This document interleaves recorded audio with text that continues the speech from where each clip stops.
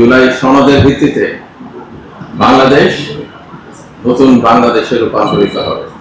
কিন্তু পরাজিত হলেও বারে বারে ফিরে আসার চেষ্টা করে। আইনের শাসন প্রতিষ্ঠার জন্য, অপরাধীদের বিচারের জন্য চেষ্টা চলছে। এখন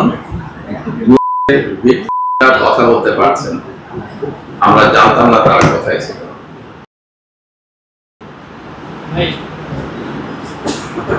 বিরোধী শাসন বাংলাদেশকে ফেলেছিল, বাংলাদেশকে বন্দী করে ফেলেছিল, বাংলাদেশকে বিচার বহির্ভূত কাণ্ডের জায়গায় হয়ে গেছে।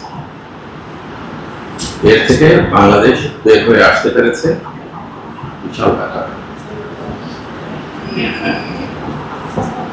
আইনের শাসন প্রতিষ্ঠার জন্য, অপরাধীদের বিচারের জন্য চেষ্টা চলছে। বিচার প্রক্রিয়াও শুরু হয়েছে।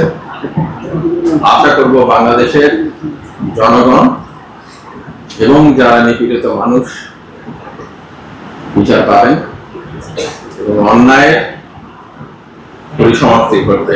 জুলাই ঘোষণা এবং জুলাই সনদের ভিত্তিতে বাংলাদেশ নতুন বাংলাদেশে রূপান্তরিত হবে।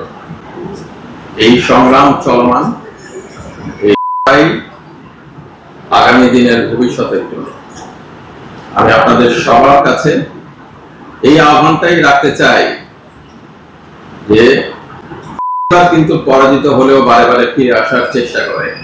আমরা যেন তা একত্রিতভাবে, ঐক্যবদ্ধভাবে, আমাদের মধ্যে বিভিন্ন মতের পার্থক্য থাকতে পারে, কিন্তু সবাই একত্রিত হয়ে যেন তাদের প্রতিহত করার কাজটা জারি রাখতে পারি।